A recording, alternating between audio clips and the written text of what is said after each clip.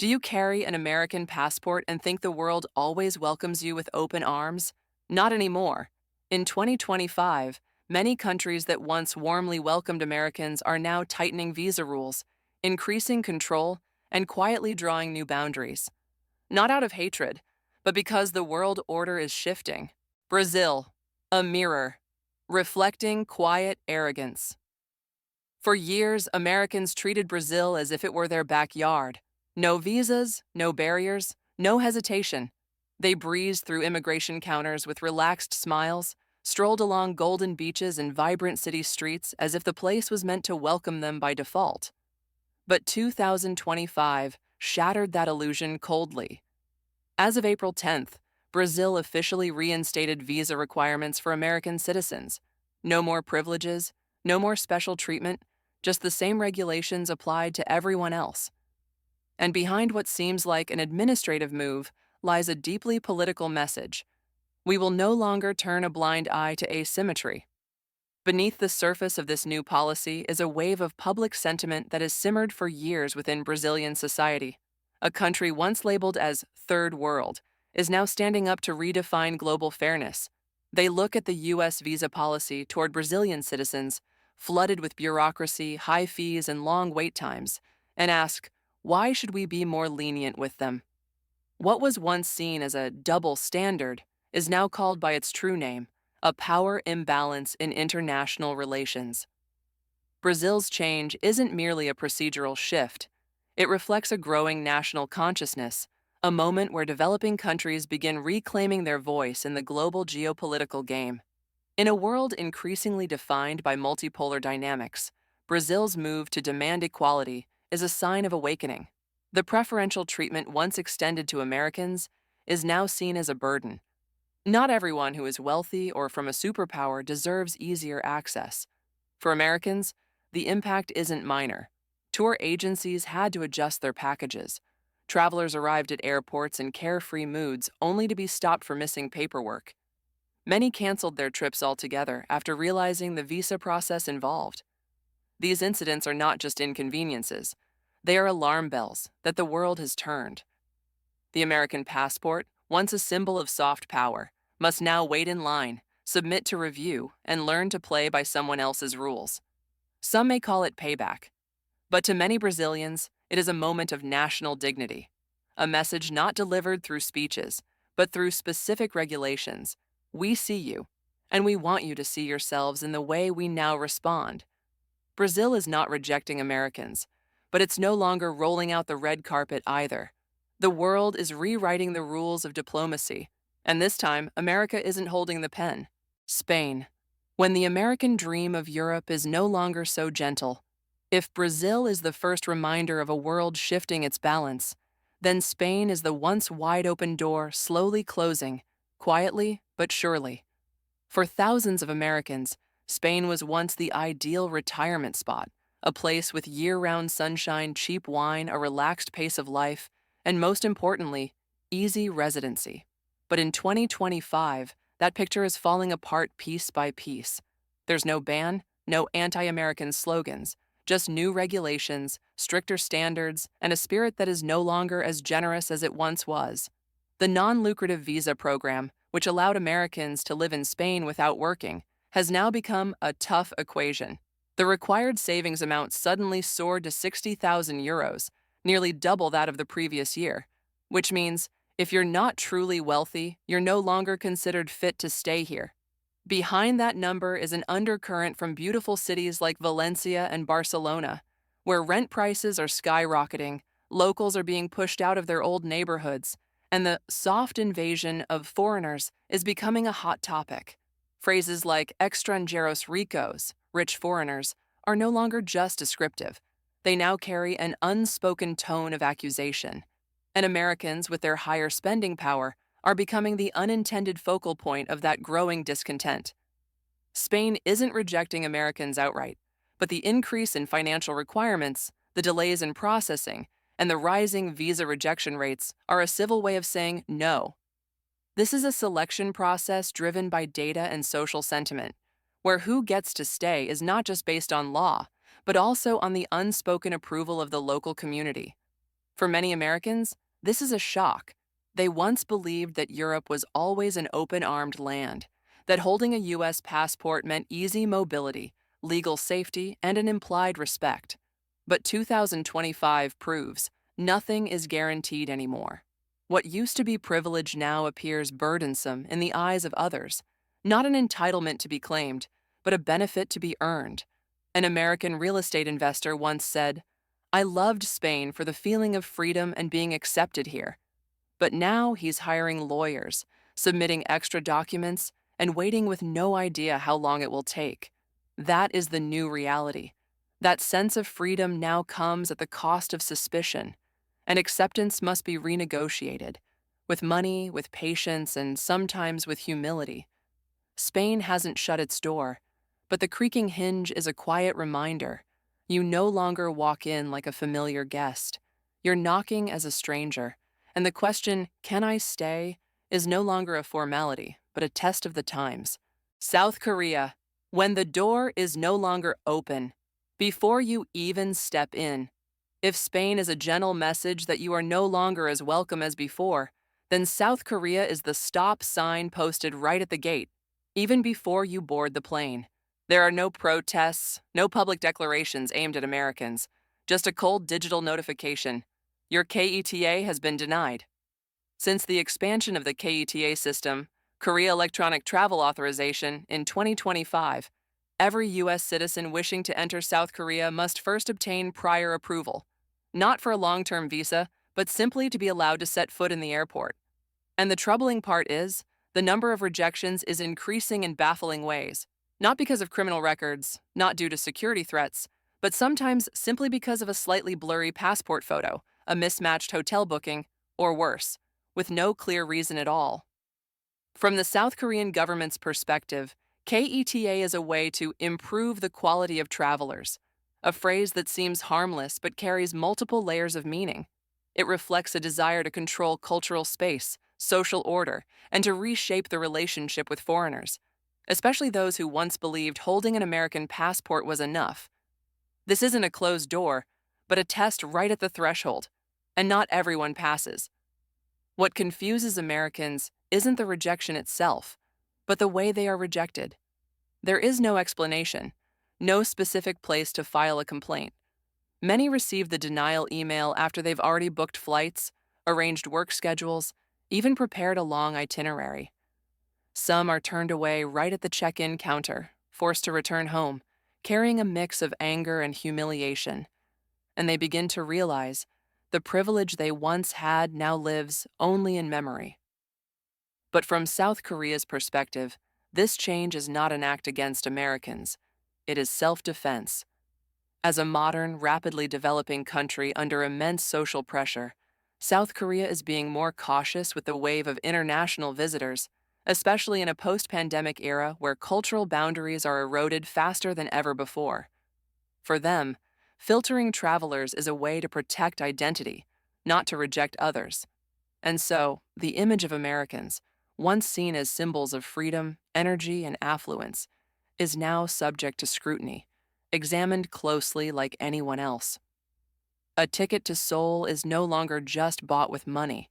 It must pass through the invisible filter of a country learning to set its limits, gently but decisively. When a country starts asking, "Why are you coming here? Are you worthy of our space?" that's no longer just immigration policy. It's a reflection of a world learning to take itself seriously. And South Korea, in the quiet mechanism of K-ETA, is teaching that lesson with sharp precision. Japan. When silence becomes an answer. There is no official announcement, no new decree, no electronic system requiring you to fill out a form before your trip. And perhaps that's why Japan surprises many American tourists the most. Not because they are outright rejected, but because the sense of welcome is fading, like the warm yellow light in a familiar home suddenly shifting into something distant and uncertain. In 2025, what is changing in Japan is not written into law, but felt in nuance, in a glance, in the way an immigration officer scrutinizes your form longer than usual. Some American tourists, even with complete documents and clear itineraries, are still held back for questioning. Some even are denied entry without clear reasons. It's not frequent, not loud, but enough to create a cold draft seeping through the layers of customary politeness. What makes Japan particularly unique is the subtlety in how it changes. There is no public backlash, no sensational media, only faint but unmistakable signals directed at those sensitive enough to notice. We are still polite, but no longer as open-hearted as before. To some extent, this change stems from fatigue. Japan has seen a surge in tourist numbers for many years. They welcomed the world, opened the doors to train stations, shopping districts, even once sacred and closed-off places like shrines and ancient temples. But the cost was overload, not just in infrastructure, but in identity. Japan's culture of respect, silence, and discipline has been jarred by the carelessness, and at times, tactlessness, of international visitors. Among them, Americans, with their characteristic ease, often stand out the most. An incident at the end of 2024 became the last straw. An American tourist was arrested for vandalizing a torii gate at a Tokyo shrine. The case caused a stir, not only because of the wrongdoing itself, but because it became a symbol of disrespect toward a culture Japan has preserved for thousands of years. Since then, the atmosphere has changed. Americans who once felt like honored guests in Japan are beginning to realize they're just guests. And in a society that places high value on subtlety, that is a profound shift. Not everyone is being turned away, but everyone is being watched. Japan hasn't closed its doors, but it is quietly redrawing its boundaries. And sometimes, the things left unsaid are the strongest signals of all. Japan's silence is not rejection, but a reminder that hospitality, like respect, is not automatic. It must be deserved. Indonesia. When paradise no longer belongs to daydreamers, Bali was once the tropical dream of thousands of Americans, a perfect escape from the fast-paced rhythm of the West, a place where gentle smiles welcomed you at the airport, where the sound of ocean waves blended with the scent of incense drifting along winding streets.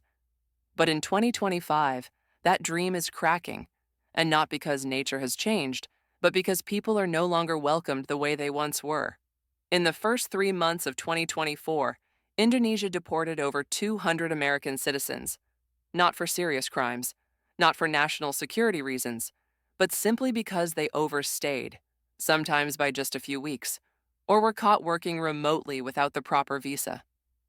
Things once considered minor, often overlooked in the past, have now become valid reasons to be put on a one-way flight with no return date. The story doesn't stop at visas. Indonesian authorities are monitoring social media, where sunny stories and workation videos tagged with innocent hashtags like number Bali life or number remote work paradise have become evidence of legal violations. A poorly timed post, an inappropriate location, any of these could be the reason you're forced to leave what was once considered an unconditional paradise. And what's noteworthy is that this wave of deportations isn't just a legal response. It's a reflection of a simmering resentment among locals, those who've watched rent prices skyrocket, traditional coffee shops replaced by American-style co-working spaces, and sacred rituals crowded out by hordes of spiritual tourists seeking enlightenment, yet failing to understand the cultural depth they're dimming. No one openly says, Americans are no longer welcome, but the discomfort is clear. You can see it in the glance of a driver when a foreign guest walks into a sacred temple in a bikini, in the sigh of a homeowner when asked about long-term discounts, and in comments on local news outlets. They arrive as if this place belongs to them. Indonesia remains open, but the door now bears a new sign: respect it or leave. It's no longer a land where anyone can live however they please. Laws are enforced seriously. Local culture is protected as an essential, non-negotiable core. Bali, once a paradise that asked for nothing, has awakened. And for many Americans, that moment is not just a shock over paperwork, but a first confrontation with a deeper truth. Nowhere truly belongs to you unless you learn to live as part of it. Turkey, when freedom of speech is no longer a protective charm. If Indonesia is a wake-up call for those who forget that local culture is not a tourist stage, then Turkey draws a different kind of boundary, a place where words, status updates, or seemingly harmless posts can be the reason you're detained, interrogated, or permanently flagged in a security system. No need to violate the law in any obvious way. In Turkey in 2025, what puts you in the crosshairs might simply be your opinion. For many American tourists, Turkey was once an enticing crossroads between East and West, a journey through millennia of layered history between Istanbul, the dreamy Cappadocia region, or the warm Aegean coast. But that picture is now fading behind a dense political fog. A country still filled with ancient beauty, but behind the hospitable smiles is a tightening surveillance system. And Americans, even if not the direct target, are often the loudest voices online. A series of incidents over the past year has sparked concern. A tourist detained at the airport over a post criticizing the government, an American photographer interrogated for posting images of past protests along with comments on democratic freedoms, a writer denied entry without clear reason, only to later discover they had been added to a watch list. No warrant, no court, just the silence of an increasingly sharp monitoring mechanism, with no obligation to explain to anyone. What makes Turkey different is how thin the line has become between a tourist and an influencer. In the age of social media, every traveler is a publisher, a miniature broadcast channel, and Turkey doesn't want everything broadcast without controlling the message. Authorities don't ban you from photographing the Hagia Sophia, but they'll pay attention if you pair it with political commentary. They won't stop you from walking into the Grand Bazaar, but they may search you by keywords and past critical posts. For Americans, used to living in a space of free expression, this reality can be jarring. Because in Turkey, that freedom doesn't travel with you across borders. It comes with an unspoken condition. Don't cross the line. There's no specific ban against the United States, but there is a noticeably more tense atmosphere. Many travelers have begun to self-censor, deleting posts, locking profiles, or going completely silent before their trips. Because they understand that in a country wary of Western influence, sometimes what gets you noticed isn't who you are, but what you once said. And that is a subtle but powerful shift. From a place Americans once came to explore and share, Turkey has become a place where you must learn to hold back what you want to say, or else the price you pay may far exceed an incomplete vacation. Argentina, when hospitality becomes a conditional consideration. In the memories of many Americans who've traveled to South America, Argentina is a captivating destination, not only because of its fiery tango or world-famous grilled beef, but because of its ease, to the point of feeling wide open. You could book a flight to Buenos Aires on a whim. No visa needed, no explanation required, no more preparation than a backpack and a spirit of adventure. But in 2025, that spontaneity officially ends. Argentina has redrawn its borders, not with barbed wire, but with regulations that were once taken lightly. As of March, the Argentine government announced the reinstatement of visa requirements for U.S. citizens, ending more than a decade of unconditional openness. The reason given is reciprocity, because Argentine citizens still need a visa to enter the U.S., a reason that sounds fair, even diplomatic. But in reality, this move is the result of layered emotions, fatigue, pride, and not a small amount of disappointment over what was once offered with nothing expected in return. Argentina is not rejecting Americans, but they are now asking Americans to go through the same door their own citizens have had to pass through for years. Visa applications, financial documentation, detailed itineraries, brief but tense interviews. No longer a one-way journey of privilege, but a rebalancing of national self-respect. It's important to understand, Argentina isn't doing this in a vacuum. The country is struggling with soaring inflation, a prolonged economic crisis, and a deeply divided society.